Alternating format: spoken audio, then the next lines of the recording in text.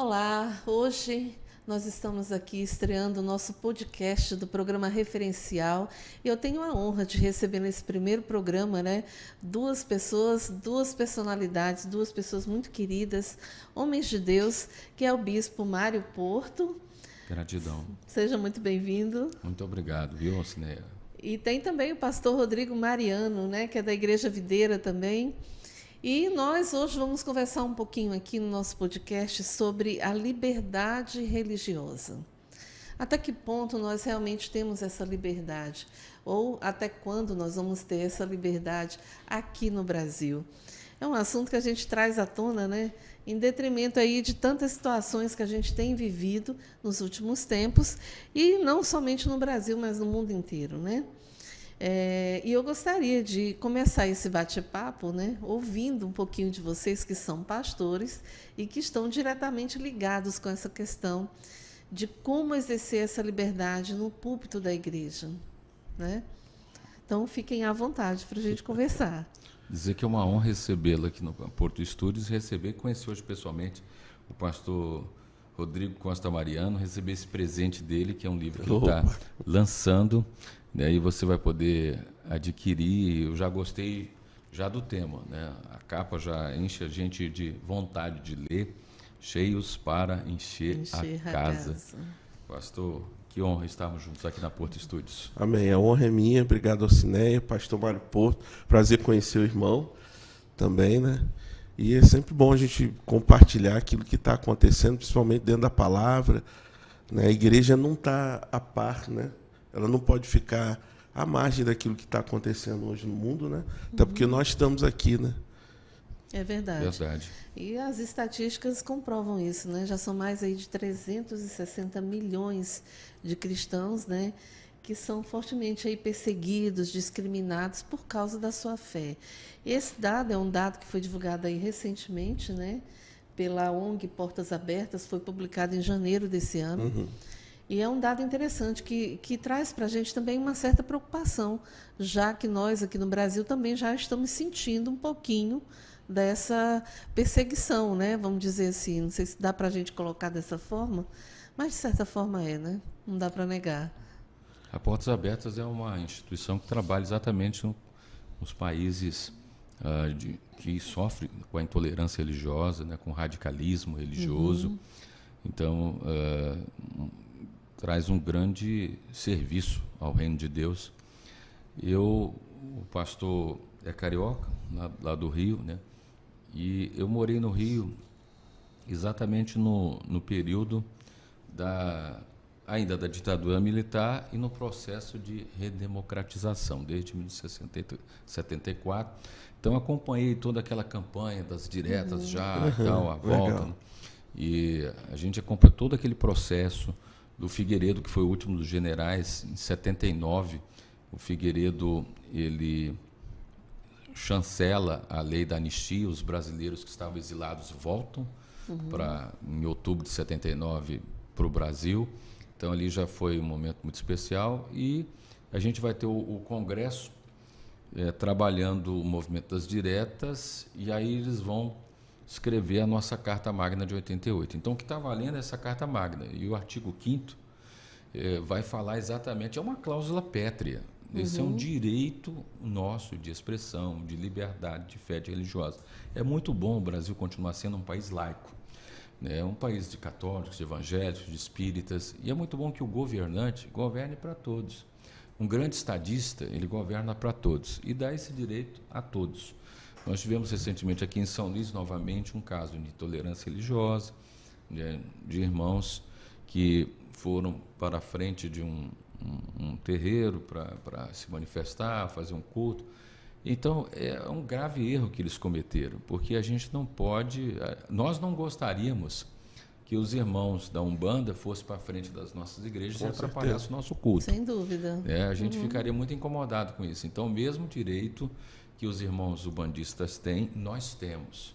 Então, nós precisamos... Hoje, a doutora Alda Baima, que é a presidente dessa parte da OAB aqui, que é a Secretaria de Direito Religioso, de Liberdade Religiosa, tem atuado para gerar exatamente esse respeito, né? E um respeito que, inclusive, a OAB fez uma campanha muito forte dizendo assim, a tolerância começa em casa. Então, nós ensinamos nossos filhos a tolerância, a liberdade, para não acontecer com o que acontece, né? Você citava aqui nos bastidores a Coreia do Norte, é um dos países mais fechados para o evangelho. Muito. A própria China comunista, Cuba, Venezuela, esses países que têm uma orientação mais voltada, né, para a visão esquerda, da ultra-esquerda, porque nós temos A Coreia do Norte, inclusive, né, pastor, é considerada aí o pior país para os cristãos. Para os cristãos, sem dúvida. Sem dúvida. Sem dúvida. É realmente um radicalismo muito grande. É muito forte isso lá, né? Inclusive, em 2020 aí, foi aprovada uma lei lá, né? Que é proibido, expressamente proibido, né? Ser cristão ou possuir uma Bíblia. É considerada aí uma ofensa grave com punição severa. É um absurdo. Então, por aí né? você tira que os cristãos não têm liberdade de usar a Bíblia. E aí, a Portas Abertas, ela tem missionários na Coreia do Norte, na China comunista, mas as igrejas, eles estavam mostrando recentemente como é um culto na igreja perseguida. Nós temos até o DIP, que é o domingo da igreja perseguida, né? Então, o culto é um culto silencioso. O louvor é um sussurro. A pessoa não pode louvar em voz alta, então é tudo sussurrado, as orações são bem baixinhas, não pode se manifestar, e a Bíblia não pode realmente aparecer, né? Não pode estar com a Bíblia. É triste essa situação, porque isso afeta, inclusive, uma cláusula da ONU dos direitos humanos, dos direitos civis, dos direitos... Porque a ONU também defende a liberdade religiosa. Então, existe esse acordo de paz que foi feito, mas, infelizmente, é descumprido, né, por esses países radicais. Então, nós temos que agradecer a Deus, porque ainda temos a nossa essa liberdade aqui no Brasil. A gente precisa valorizar isso. No Congresso Nacional, a maioria dos deputados são católicos e evangélicos, então a bancada católica, a bancada evangélica.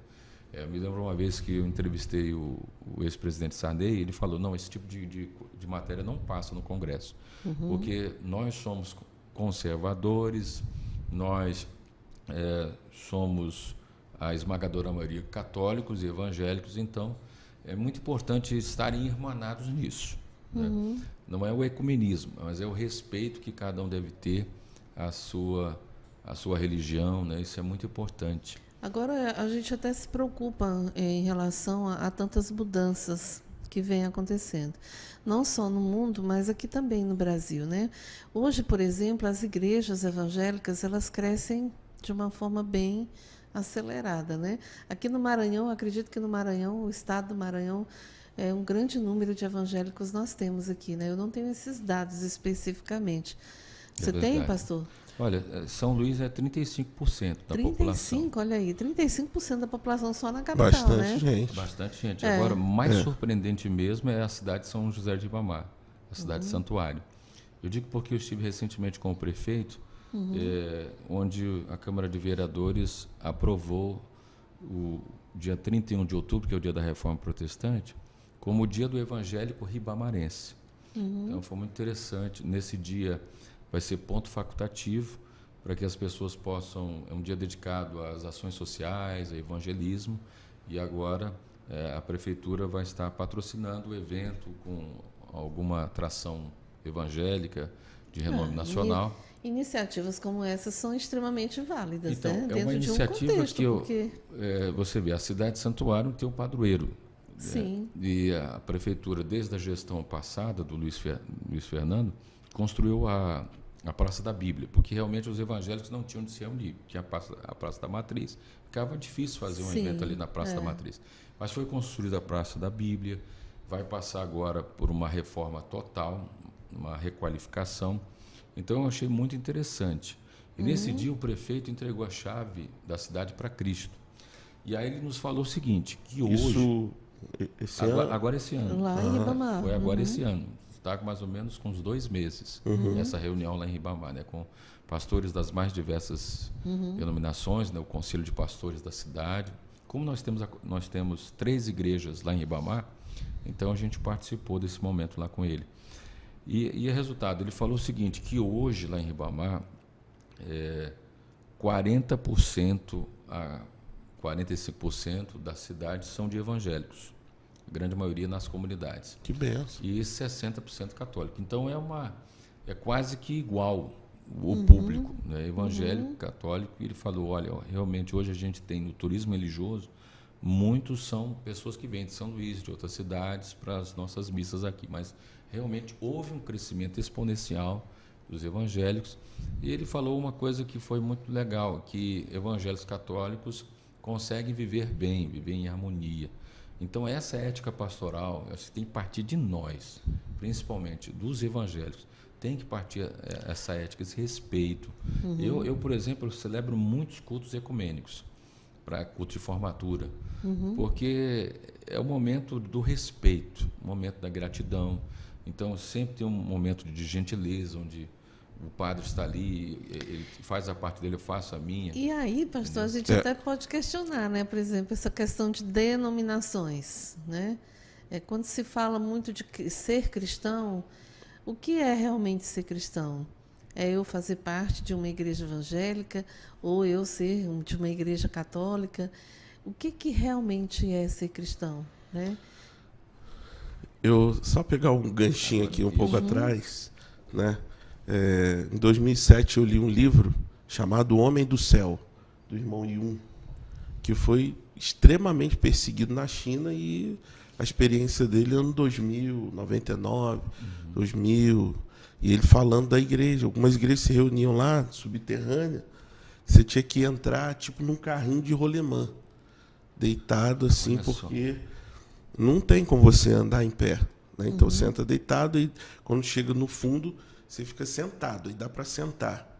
Então ele compartilha O Homem do Céu, esse livro. Assim, ele mora até hoje lá na província de Mianmar, e umas experiências assim poderosas por conta da perseguição, né, da igreja. Sobre essa questão, a gente precisa ter muito discernimento, né, pastor espiritual, sabedoria para lidar com isso. O pastor falou do culto ecumênico. Em 2013, eu no Rio ainda, e aí uma ovelha minha formou em medicina. E aí, na faculdade, a faculdade dele foi a PUC, lá do Rio, acho, se não me falha a memória. Eu sei que os alunos combinaram. O culto tinha que ter um pastor, um padre e um espírita. Aí a turma fechou, e ele, eu sou cristão e tal, e falou comigo, você vai? Eu falei, vou. E foi lá na igreja da Candelária, aquela lá no centro do Rio de Janeiro, na Candelária, onde aconteceu aquela tragédia alguns anos atrás, né? E eu fui, falei, com certeza. Chegando lá, infelizmente, eu presenciei algo assim ruim, e é onde eu toco aqui na questão da falta de sabedoria e discernir. Porque o próprio Senhor, a própria Bíblia diz que a nossa guerra, a nossa luta, não é contra carne e sangue. Isso aí, até sobre a perseguição, eu também comento uma outra questão importante, vou tocar daqui a pouco, até levantar aqui, né? Mas quando eu chego lá, infelizmente, o padre, ele, assim, rejeitou o camarada espírita completamente, a ponto de eu ficar, assim, envergonhado, não sabia o que fazer. Eu cheguei lá, aí falei com o rapaz, me apresentei, ele me levou lá atrás, na sala do padre, né, e tal. Chegou o espírita. Quando chega o rapaz, ele...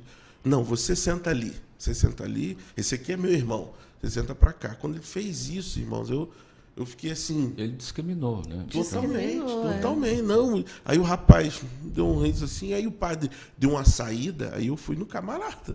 Eu falei, olha, vou falar para você que isso é completamente atitude dele.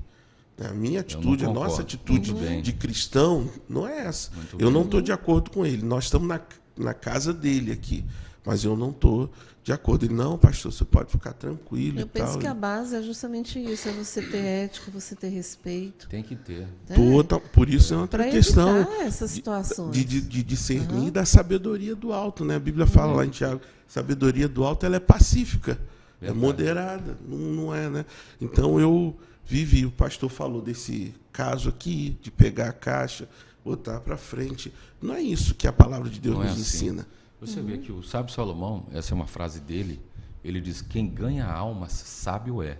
Então, há uma sabedoria de você Totalmente. ganhar almas. Então, tem que ter essa sabedoria. Olha, eu hoje participo como voluntário da Comissão de Direito Religioso da OAB. E a comissão me solicitou o templo para fazer um culto com todos os líderes das mais diversas denominações. Religiões. Nós fizemos, né? Então, eu nunca tinha visto a igreja encher tanto de pessoas do Candomblé. É claro que os irmãos ficaram um pouco assustados, né? Eu até perdi membros por causa disso, porque eles não concordaram. Imagina. Eu disse, gente, Quando o pastor falou. calma. E olha, mas foi um culto, eu que preguei, né? Eu tive a oportunidade de pregar, levei o evangelho cristocêntrico. Mas você acredita que as mães de santo, no final, me disseram assim: pastor, eu gostei tanto da sua mensagem, falou meu coração.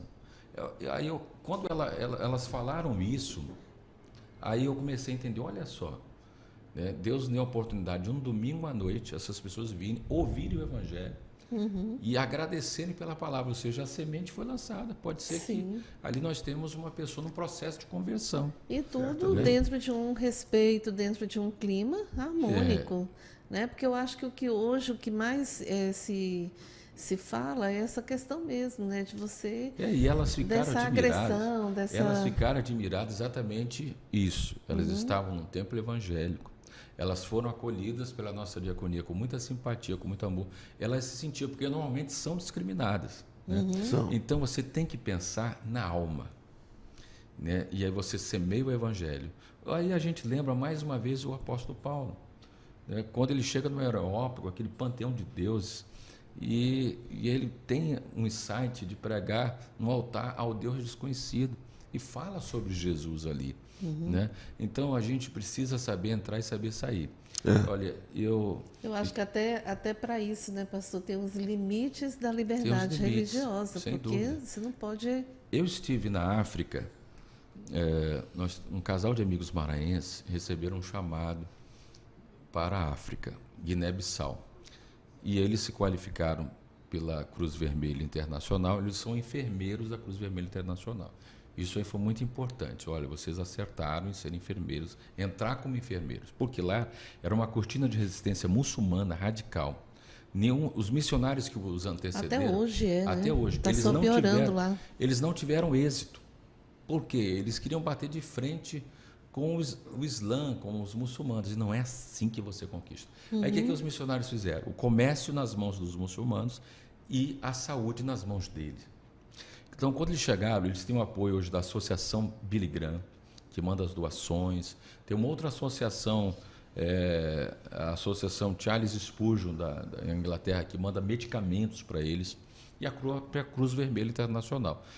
Então, o resultado, acabou a morte por desinteria. Imagina uma criança morrer por desinteria, que é uma coisa... Um absurdo, né? Um absurdo. E por causa disso, hoje, de cada 10 crianças que nascem, um se chama Ezequias ou se chama Márcia.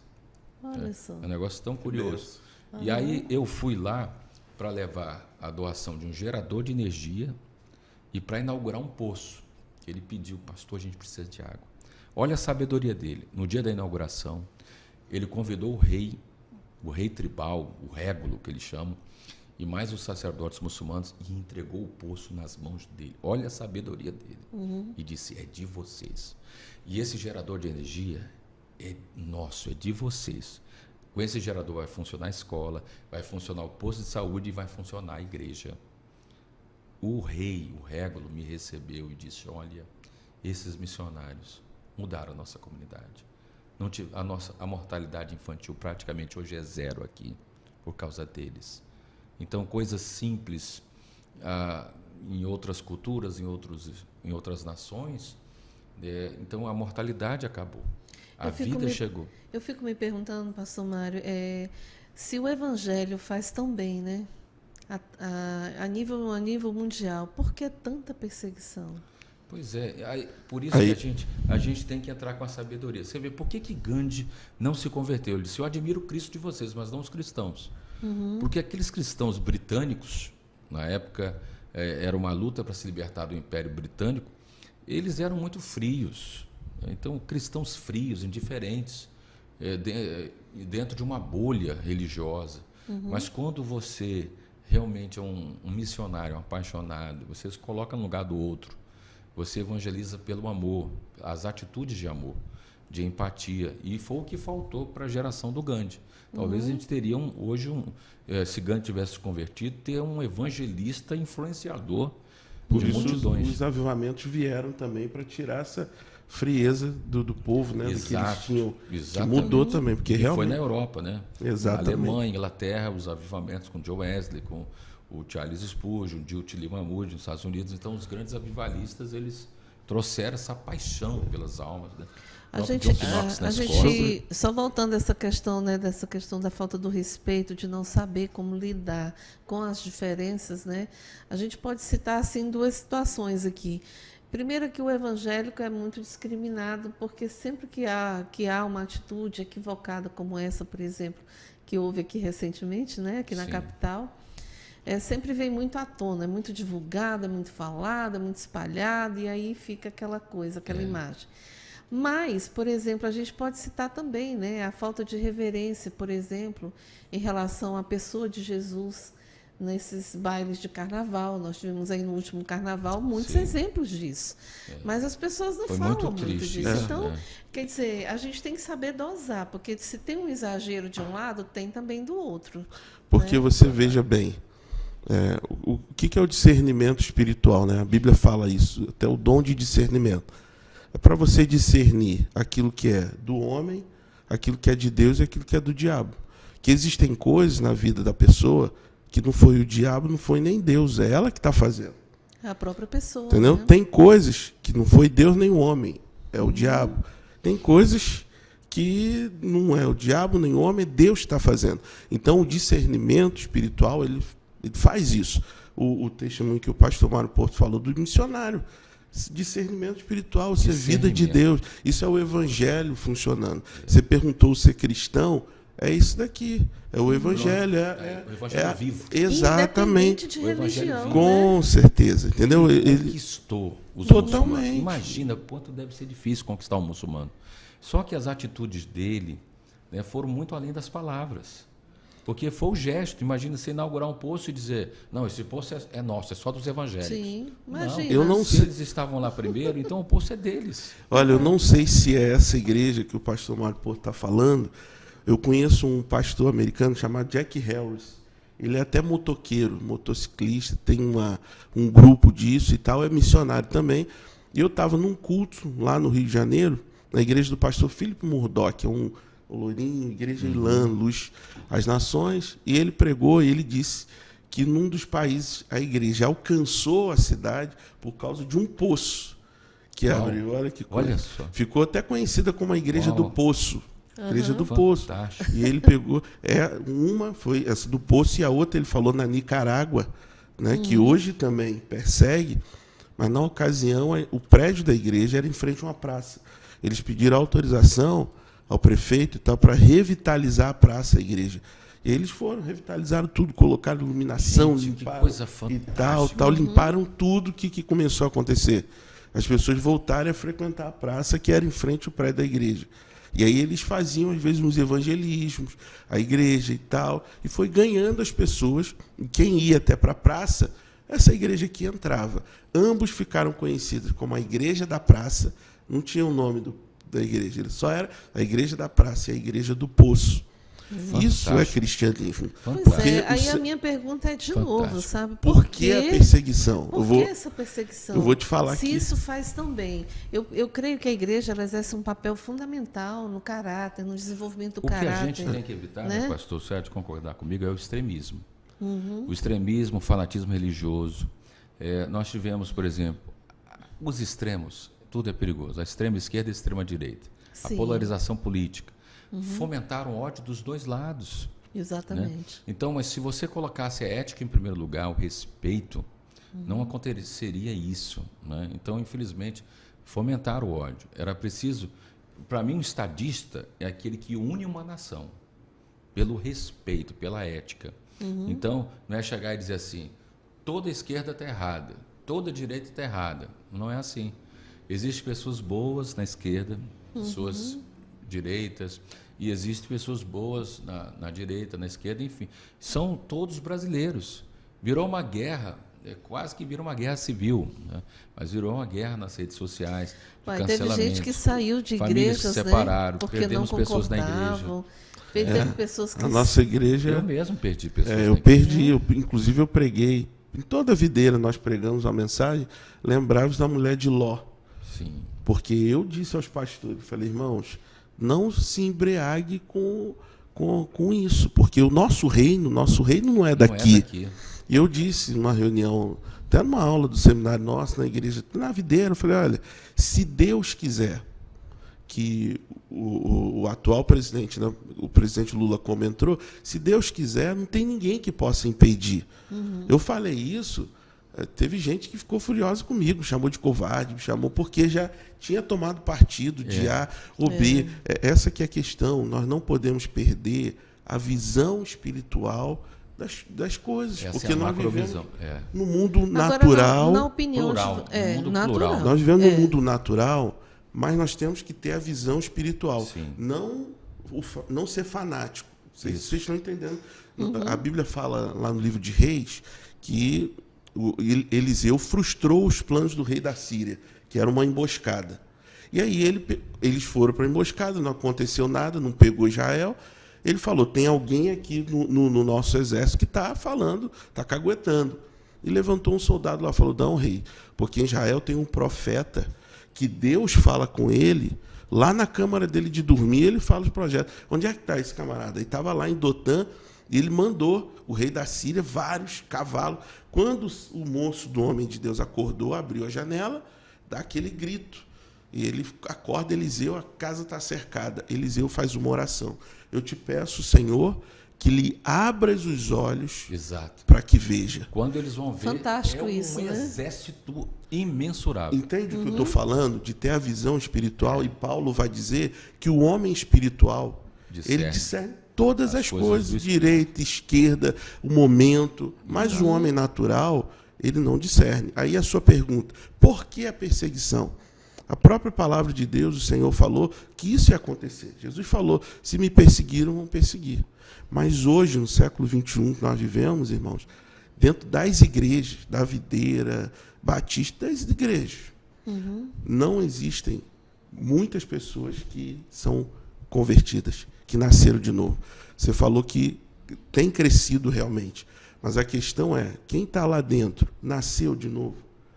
É espiritual, porque se nasceu de novo... É muito movimento e pouco... Paulo disse, nem todos que estão em Israel são israelitas. Aí por que essa perseguição? Porque essas coisas... A perseguição, ela revela. Vocês lembram que quando aconteceu o Pentecostes, né? Atos capítulo 2, mas a palavra foi ser testemunha em Jerusalém, Judéia e confins. Só o que aconteceu? Estava tão bom o mover em Jerusalém que a igreja, os cristãos, queriam ficar só em Jerusalém. O que Deus permitiu? Perseguição, a dispersão. Por isso que Pedro... A diáspora. Exatamente. O Senhor, e teve um propósito, né? Porque essa dispersão fez com que o evangelho alcançasse o mundo. Na verdade, tudo tem um propósito. Talvez nós não entendemos por que está assim hoje o governo, né? Mas teve uma permissão de Deus. Como, por exemplo, os 70 anos de cativeiro. Foram 70 anos batidos, nem um dia a mais. 70 anos, e o Senhor disse, olha, o Jeremias vai escrever, né? Eu é que sei que pensamentos têm a vosso respeito. Pensamentos de paz e não de mal.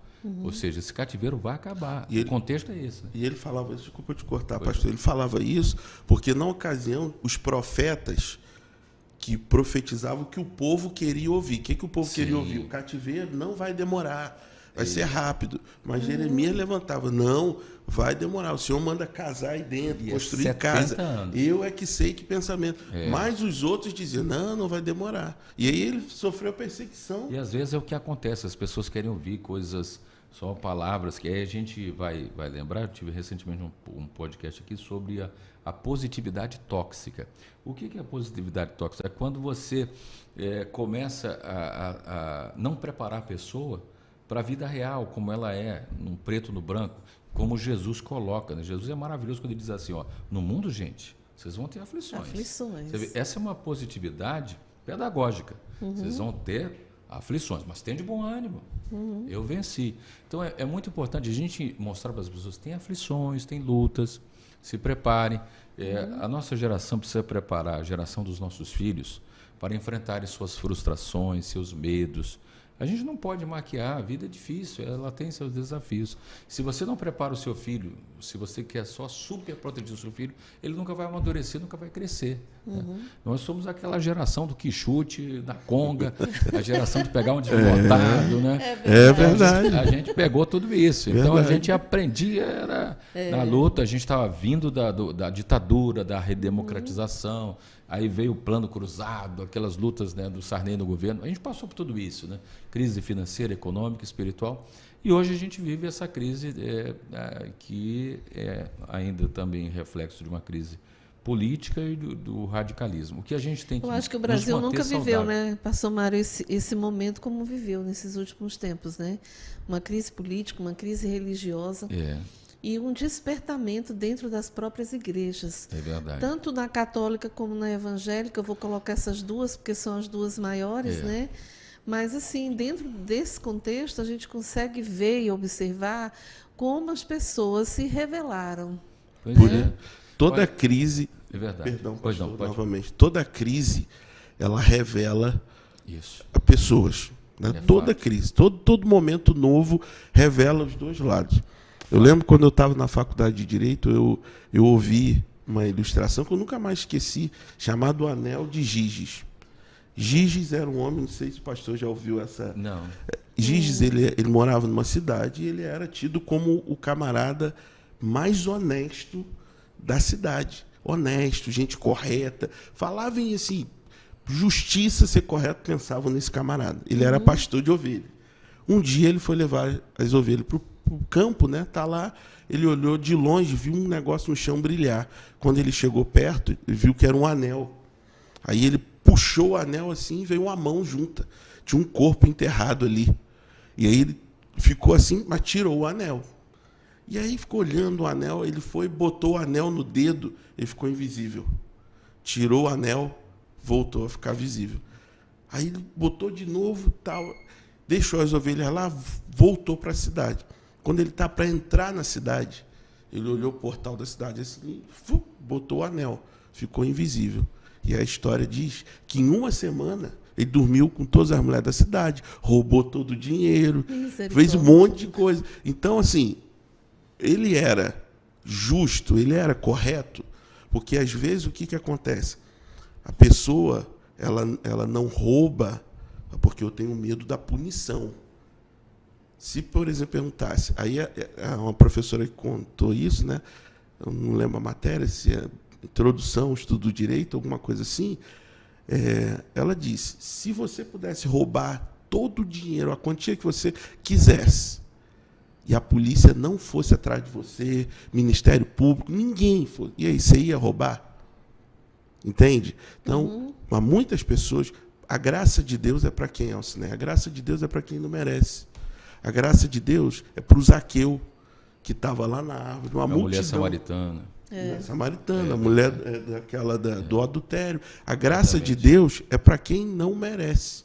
Então, mas existem pessoas dentro da igreja vivendo assim, ela tem medo de Deus. Ela, não, eu não faço isso porque o pastor nunca pregou que pode fazer isso, porque isso é religião. Isso é religiosidade. Não tem revelação da palavra mesmo. Aí né? o dia que vem uma crise, ela se revela, entendeu? Então, assim, a polícia não vai te prender se você roubar o dinheiro. Não, eu fico imaginando como é que vai ser esses que se dizem cristãos, né? Como é que eles vão encarar, gente, esse período, por exemplo, que a gente está se aproximando? Porque o Apocalipse está aí. Nós vamos, né? Vai ter a grande tribulação, vai ter a perseguição. Eu ouvi um pastor, tudo isso. Ele contando que na Rússia, uma igreja perseguida reuniu para congregar, né, fazer o culto. E, de repente, bateram lá os soldados russos. Aí bateram, quando eles abriram, os caras entraram com fuzil, arma e tal. Quem nega Jesus fica para a esquerda. afirma Jesus, vai para a direita. E tiveram um grupo que foi para a esquerda. E os outros para a direita. Medo, não né? vamos negar e tal. Aí, não, vocês que não negaram, vocês vão morrer. Vocês que ficaram com Jesus vão morrer, vão morrer. Aí vocês estão liberados, vão embora. Aí liberou todo mundo. Gente, até parente, que ficou com vergonha de olhar para o outro. Aí foi embora, liberou. Quando eles foram embora, o soldado foi e fechou a porta. Aí todos eles baixaram a arma e falaram, não, nós somos cristãos também. A gente só queria adorar junto com um crente verdadeiro. Com Olha cristão aí. de verdade. Forte. Entendeu? Muito forte. Fortíssimo. E acho que é isso que hoje as igrejas estão vivendo, Aí a pessoa... diante desse contexto político que o pastor Mário Exato. colocou. Aí ela não pende para a esquerda, ela não pende para a direita, porque até direita, irmão, tem problema, é aquilo. Se a gente colocar, né? É o que a gente, olha, a gente, na verdade, a gente não deve ser nem de direita nem de esquerda. A gente não deve ser nem arminiano nem calvinista. Verdade. Nós temos que ser biblicistas. Exatamente. Né? Porque, É isso então, aí. você é de direita, é de esquerda, você é bolsonarista, é petista, nenhum nem outro. Né? Olha. Eu conversei com um pastor, depois das eleições, pastor Mário Porto, que eu liguei para ele, né? E ele falou para mim que estava chateado com pessoas do PT na igreja dele, que estava disposto até mandar embora. Mas ele estava tão chateado. É falta de sabedoria. Né? Eu falei, rapaz, você está chateado. Calma. Não vale a pena. Olha, né? mas diante dessa situação, né, foi sancionada agora essa medida foi sancionada agora no início de janeiro, né, uma lei sancionada pelo presidente Lula que equipara os crimes de injúria racial e racismo, né, essa perseguição, essa intolerância religiosa que está acontecendo, como foi o caso aí que a gente viu aqui no Maranhão, Olha, né? você vê, aquele pastor da Universal que chutou a Aparecida Santa, Sim. ele nunca mais, não sei nem onde é que ele... Mas acabou o ministério dele. Uma falta de sabedoria enorme. Então, a gente não pode... Né? Não se pode fazer isso. Né? Olha, você tem uma ideia, eu tive a honra de pregar em 3 igrejas católicas aqui em São Luís. Quando eu recebi o convite, me senti honrado. Né? E os padres disseram assim, pastor, a gente te escuta no rádio e sabe que a sua comunicação é uma comunicação ética. Eu nunca vi o senhor falando mal de qualquer que seja a religião. Você sempre é um comunicador que comunica para todos, com respeito, fala de Cristo, né? E leva a sua mensagem, mas sem ofender A nem B. Então, para a gente, por isso que nós estamos recebendo o senhor aqui na nossa paróquia. Então, para mim, foi uma oportunidade imensa de evangelizar, por isso que Paulo diz a Timóteo, pregue em tempo e fora de tempo. Se abrir uma porta para a evangelização, aproveite, como Paulo aproveitou lá em Atenas. Então, a gente precisa também aproveitar todas as oportunidades. E hoje, eu celebro lá na igreja o culto do 7º dia. Foi um fato curioso, porque era um caso de suicídio, e aí... Eu fui para a cerimônia fúnebre, eu tinha visitado a pessoa a pedido da família no hospital. E aí, chegando lá, eram mais ou menos umas 50 pessoas da família velando o corpo e tal. E eu fiquei ali velando com eles, depois de ter feito uma reflexão bíblica, de ter orado pelo conforto deles e tudo mais. E aí o padre chegou, porque eles eram católicos. O padre chegou, mas ele tinha outro compromisso, ele chegou muito rápido, né? E foi um pouco assim pessoal, foi muito rápido, fez uma oração breve, não durou 10 minutos. Pediu licença, infelizmente eu tenho outro compromisso, foi embora. E aí eu fiquei com eles. E aí eles se reuniram comigo e disseram, pastor, o senhor pode celebrar a missa do 7º dia? Eu disse, a missa não, mas eu posso fazer um culto no 7º dia. Se vocês concordarem. Aí, desde então, eu faço os cultos do 7º dia, entendeu? Virou uma estratégia de evangelismo. E como é que você desenvolve? Porque agora eu fiquei curiosa, pastor. Como é que você desenvolve o culto do 7º dia? Não, ele é um culto em memória, é um culto de gratidão pelo tempo de vida que aquela pessoa passou. A gente chama hoje de o culto do Consolador. A gente deu esse nome, né? Entendi. É para Se buscar o bobear, consolo. até mesmo a pessoa católica que vai lá à missa do 7º dia, nem sabe direito o que significa. Alguns, né? Não vou dizer aí. Sim. Mas é uma estratégia fantástica. É fantástico. Então, às vezes, recentemente uma senhora me disse assim, pastor, eu sou católico e tal, Eu fui na missa com tanta sede de Deus e eu perdi uma pessoa, perdi 2 pessoas da minha família no intervalo de 4 meses. Eu estava tão chorosa, tão ferida. E aí no final da missa ele disse: padre, você poderia rezar por mim? E ele, com pressa, olha, eu não posso, vem outro dia e tal, e foi embora. E aí o senhor vem aqui, nos deu uma atenção, o senhor nos ouviu com tanta empatia e orou conosco. Então, por isso que eu estou lhe falando, que as atitudes é que fazem a diferença. Nas nossas igrejas, os pastores que nos assistindo, desde a forma... Outro dia eu fui recebido numa igreja, achei interessante, e as boas estratégias a gente tem que copiar e levar para as nossas igrejas. Sim. Eu fui recebido por uma igreja com tanta empatia. Eles me deram um cartão, e no cartão tinha um chocolate bis. Seja muito bem-vinda à nossa comunidade. Então, a evangelização já começa lá no estacionamento, na recepção. Então, eu sempre treino a nossa diaconia assim, olha, porque toda vez que eu subo no púlpito, eu fico pensando, meu Deus, como estão esses irmãos e essas pessoas que nos visitam hoje? Nós estamos no pós-pandemia, tem muita gente que perdeu pessoas com problemas emocionais, deprimidos. Então, a gente precisa ter um olhar mais empático e ter um coração empático, se colocar no lugar do outro. Então, quando você falou, o que é ser cristão? Ser cristão é isso, é viver a simplicidade do amor de Cristo, viver a simplicidade do Evangelho de Cristo, é não se sentir superior a ninguém, até porque o líder é aquele que se coloca no último, né? É o que lava os pés, é o que se disponibiliza, é aquele que serve. E aí, você falando dessa forma, eu venho levanta para mim aqui uma questão, né? De que Deus, Jesus, quando estava aqui na Terra, ele não criou religião nenhuma, não criou denominações. Exatamente. Ele pregava para todos. Perfeito. Para todos. Essa questão de denominações surgiu já de vinda do homem, né? E ele criticou as sinagogas, no caso, né, os fariseus e tudo mais, por serem líderes extremamente indiferentes. É tanto que ele vai citar a parábola do bom samaritano, que é um recado direto que ele está dando. Sim. Que ele chamou de parede branqueada, de raça de víboras, chamou de sepulcros caiados, porque eram pessoas que falseavam, né? Pessoas que eram só era só um verniz, mas por isso que o apóstolo Tiago, que é irmão de Jesus, disse assim, a verdadeira religião... Estou com esse texto aberto aqui, isso que eu estava pesquisando aqui. A verdadeira religião, né, é cuidar dos órfãos, das viúvas. Se alguém, Tiago 1,26, se alguém supõe ser religioso, deixando de refrear a sua língua, e lembrando que esse capítulo é aquele que ele diz, tornai-vos praticantes da palavra, né, do Evangelho, não somente ouvinte, se alguém supõe ser religioso, deixando de refrear a sua língua, antes enganando o próprio coração, sua religião é vã. A religião pura e sem mácula para com o nosso Deus e Pai é essa: visitar os órfãos e as viúvas nas suas tribulações e a si mesmo guardar-se incontaminado do mundo. Forte. É aquilo que eu estava dizendo, nós estamos nesse mundo, mas o mundo não pode estar dentro de nós. Exato. Mas isso não significa que eu vou me isolar, que eu vou... Não, eu não vou fazer isso. Não foi o que o Senhor ensinou. E foram lá perguntar para Jesus, é lícito pagar imposto?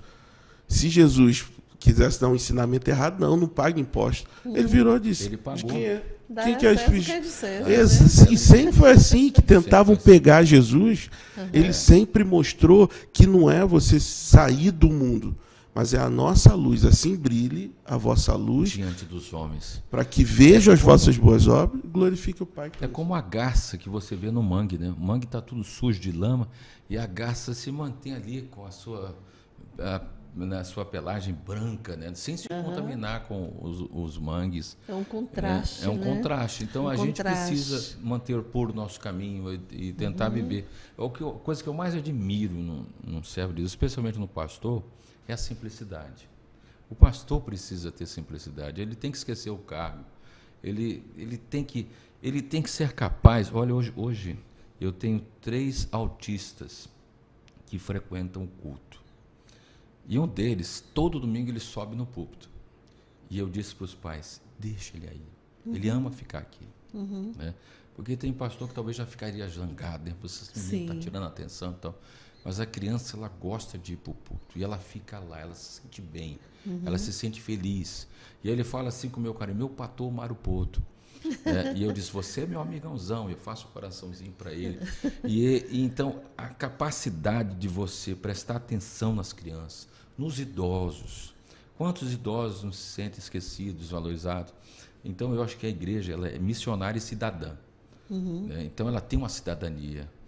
Outro dia eu peguei o grupo vocal da igreja, na época, isso foi um tempo atrás, a igreja era aqui no São Francisco, e na época tinha os palafitados. Hoje, graças a Deus, não tem mais. Né? Tiraram os palafitados, graças a Deus, porque ficava bem em frente ao palácio, né? Tinha aquela imagem dos palafitados. Sim. E aí tinha pessoas que moravam debaixo da ponte. E aí eu disse para o vocal da igreja, gente, hoje nós vamos cantar, não disse para eles onde seria, mas vamos cantar num lugar diferente. É mesmo, pastor? O coral se arrumou e tal. Aí quando o micro-ônibus parou debaixo da ponte do São Francisco, e aí alguns falaram assim, mas nós vamos cantar aqui? Isso é aqui mesmo. Isso é ser igreja, sair de dentro de quatro paredes, é eclésia, sair para fora. Sai das quatro paredes. Sai das né? quatro paredes, evangelizamos, descobrimos tantas crianças que estavam com febre. Graças a Deus levei médicos, enfermeiras, medicaram, né? Cuidamos daquelas crianças, levamos um alimento, levamos um lanche e adoramos a Deus e semeamos o evangelho. Então a gente tem que muitas vezes sair de dentro de quatro paredes para ir. Então é pelos frutos que vão nos conhecer. E aí, para mim, a parábola do bom samaritano, que Jesus chama de bom, né? Um samaritano, que é os judeus. Os samaritanos, os judeus não falavam samaritano. Para eles era um povinho, né? E aí, geralmente as parábolas, Jesus não usava judeu, sempre alguém do incrível. Jesus nunca usava, mas você vê, os samaritanos sempre aparecem, né? Lá nos 10 leprosos que foram curar, o que voltou para agradecer era um samaritano, entendeu? Que coisa curiosa. Ele também salva a mulher samaritana, que vira uma missionária. Então, Jesus ele tinha essa empatia por essas pessoas que eram excluídas, as pessoas improváveis. Né? Zaqueu era improvável. Né? O cego de Jericó também é um improvável, mas eles abrem mão do passado, da capa. Agora, e o samaritano abre mão da montaria dele e vai cuidar. Quer dizer, gente, é triste ver um líder que passa de largo. Né? O cara está ferido, está machucado, o cara passa de largo. Né? Mas o isso é muito comum, né? Eu tenho encontrado isso. Está se tornando comum, olha, mesmo não sendo correto. Eu tenho encontrado e tem chegado muitas pessoas na videira feridas, assim, que o pastor está dizendo. Feridas até de outras igrejas. Né? Olha, pastor. Feridas por lideranças. Eu tive um pastor aqui em São Luís que falou para mim o seguinte: assim que eu cheguei, você vai ter uma dificuldade aqui. Eu falei, amém. Ele disse para mim: maranhense não gosta de visita, não gosta de pastor na casa dele. Eu falei, é mesmo? Mas ele não sabia que eu já tinha 3 visitas, 3 pessoas marcadas, né? Eu não sei qual foi a experiência dele, mas a minha experiência aqui em São Luís, eu cheguei aqui, a igreja tinha 20 irmãos. Quando foi o culto da posse, tinham mais pessoas, né? Vem gente de tudo quanto é canto. Quando eu fui pregar no culto real, o irmão botou 100 cadeiras e 20 pessoas no culto. Falei, gente, cadê o povo? Irmãos? E lá no Rio de Janeiro, eu era pastor de um prédio que a gente tinha 350 irmãos. Foi a primeira e única vez que eu parei assim, falei, meu Deus, o que aconteceu? O que eu fiz? Deu aquele negócio. Mas eu falei para os irmãos, nós vamos crescer. Hoje nós somos uma média de 160 irmãos. Mas quem entra lá no prédio da videira? Eu digo lá para os servos, né? A gente chama os diáconos de servos, são os líderes. Que é o significado, né? No grego. Eu digo, irmão, a gente tem uma fichinha de visitante. Nome, né? Endereço, telefone, quem te convidou e o que você gostaria de saber a respeito da igreja, um atendimento pastoral, uma visita e tal. Entrou lá, eles preenchem, eles me entregam. Na segunda ou terça-feira eu mando uma mensagem. Entra em contato. Entendeu? Aqui, agora a gente está... O que eu tenho visto? As pessoas ficam surpresas. O pastor mandou mensagem para mim. Isso gera um impacto. Eu participei aqui de um podcast, o rapaz não está nem mais aqui, ele está em Portugal, o Del pode, né? Aí ele falou, pastor, isso é muito importante. As pessoas, pastor, Aí eu falei, quer uma visita? É que as pessoas estão carentes, as pessoas estão feridas, estão com depressão, estão cheias de problemas. Então, quando você pensa em igreja, você pensa nesse consolo, nesse acolhimento, que é o que a gente realmente quer e precisa. Por isso que na videira, Alciné, o local onde a gente reúne, nós chamamos de o prédio da igreja. Porque a igreja igreja somos nós, é verdade. A igreja, ela é feita de gente. No Rio de Janeiro, eu estudei no seminário, eu fiz um ano de especialização em homilética, Seminário Batista do Sul, do Brasil, muito conhecido. Excelente. O reitor, o pastor Israel Belo, também muito Maravilhoso. escritor, uma Brilhante benção. Minha escritor. tia lá da Igreja Batista Itacuruçá. E tinha um pastor Xavier, Manuel Xavier, da Igreja Batista da Tijuca, Memorial da Tijuca. Grande pregador. Eu ouvi uma pregação dele uma vez, no aniversário da igreja, que eu nunca mais esqueci, que o tema era esse. Igreja é feita de gente. Naquele texto que Paulo diz que todos me abandonaram, foi embora, traz a capa. Ele diz o seguinte, igreja é feita de gente que vem e vai. Então, agora, dentro desse contexto todo, né? Só para a gente estar... o nosso tempo já foi já finalizando, né? A gente falou muito aqui, enfatizou muito essa questão do papel da igreja, né? A importância que ela tem na vida das pessoas no cotidiano. Mas essa influência positiva da igreja na vida das pessoas não vai tirar dela, da igreja, vamos dizer assim, né? Essa perseguição, né? Porque a perseguição da igreja, ela está na Bíblia, não é isso? Com certeza, só vai aumentar. Por que aumenta? Porque você acha que o inimigo das nossas almas, que está prendendo aquela alma lá, vai ficar feliz em perdê-la? Claro que não. Ele vai fazer o quê? Levanta a perseguição, né? Suscita o inferno para poder... Por isso a batalha espiritual. Não fica satisfeito dos samaritanos converterem, né? dos fariseus converterem, de tantos... Não Vocês fica. não acham que, por exemplo, eu ouvi de uma pessoa recentemente que a Igreja Católica ela tem representatividade. Quando se questionou quando foi aprovada a questão do aborto aqui no Brasil, né, e tal, a Igreja Católica se posicionou. E essa pessoa falou para mim, disse, e a Igreja Evangélica? Qual é a representatividade que ela tem? Porque ela é muito dividida por denominações. É Assembleia de Deus, Sim. é Batista, é Presbiteriana e assim vai, né? Então, o que realmente falta para o povo cristão, o povo que se denomina evangélico, né? Falta essa unidade? A unidade é um dos maiores desafios, né, da igreja, porque outro dia eu fui pregar numa igreja e tinha tantos pastores sentados no púlpito, né? E o pastor depois me falou assim, rapaz, meu maior desafio é administrar egos. São tantos egos aqui, né? Então, e lá na nossa igreja a gente não tem cadeira no altar, né? Todo mundo senta embaixo. Porque, olha, tem que ser certo, tem que quebrar esse paradigma. E aí nem todos os pastores estão predispostos a se unir, tem medo, sei lá, é uma insegurança que criaram na cabeça deles. Eu acho que chega a ser até uma neurose, uma psicose, uma patologia. E, pastor Mário, é por causa dessa situação aí que foi também aprovado um projeto de lei, deixa eu ver se eu acho aqui, só para exemplificar aqui para vocês, né? Que impede que igrejas contratem pela CLT, né? Pastores, né? Pastores, contratem diáconos, contratem isso, contratem aquilo. Então, hoje, o próprio Estado brasileiro já está se despertando, o próprio Supremo Tribunal Federal, né, já determinou que isso não aconteça. Agora, isso em detrimento de quê? Eu acho que será que é dessa falta mesmo de unidade? Porque, de certa forma, a igreja acabou se tornando um comércio, né?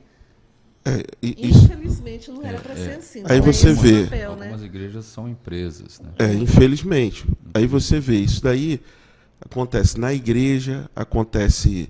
Quem nunca contratou um pedreiro, que o cara fez bobagem lá, aí só falando o quê? Pedreiros são tudo ruim. No Rio de Janeiro teve uma época que eu trabalhei de corretor de imóveis. Cansei de ouvir. Corretor de imóvel é tudo safado, tudo ladrão, fulano é tudo... As pessoas generalizam, né, Alcineia?